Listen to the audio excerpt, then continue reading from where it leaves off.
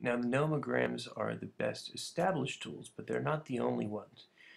This is a website, capcalculator.org, which was developed as a separate kind of decision support tool. This is something that I had developed in the absence of having a data set, but instead aggregated data from the available literature and put it together in one resource so that it was basically a data clearinghouse to provide similar kind of information. So that is a potentially different approach that can be taken to this process. This is an example of the data entry process where people can put in individualized information about the patient based on initial biopsy to both estimate disease extent at the time of surgery and outcomes with either radiation or surgery for PSA outcome and some clinical endpoints as well. This is just an example again of the data display.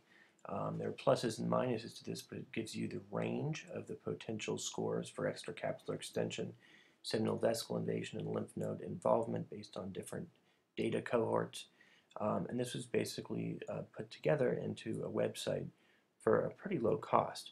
The interface probably could be improved upon, but it was of interest enough to garner the collaborative support of many other people in prostate cancer, and this did end up getting published just this past year. Now, a similar opportunity exists in head and neck cancer. There's really a great clinical need for something like this because of the complexity by subsite in terms of the variability for disease spread and how treatment may vary.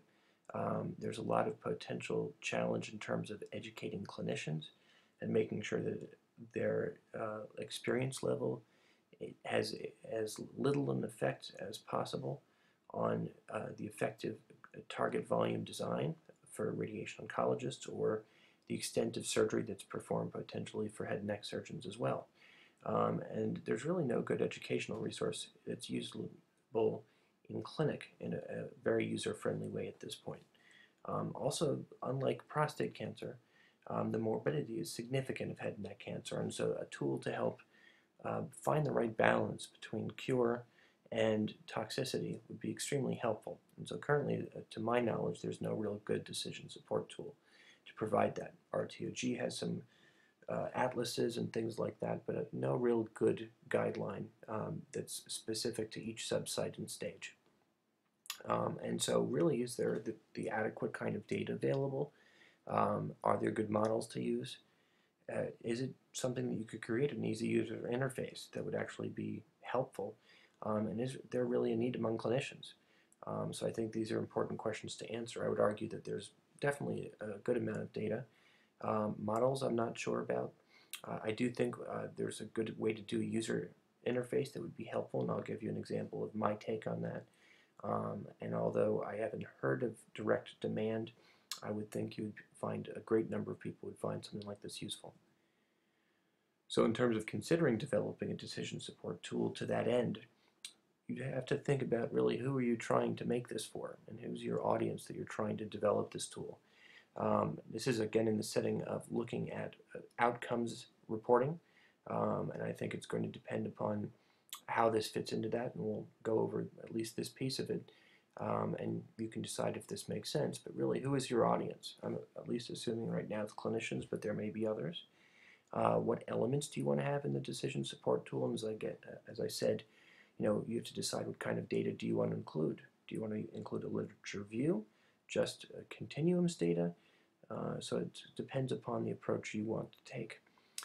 Also, models may already have been developed that you can use either at Continuum or elsewhere. And user interface, there are different ways to look at how you design it. And again, I'll go through that.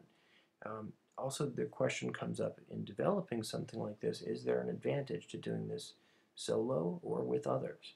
The advantages of doing something by yourself, or at least it's distinctive and unique to Continuum. The advantage of the collaborative approach is it may allow this to be more widely adopted as a standard.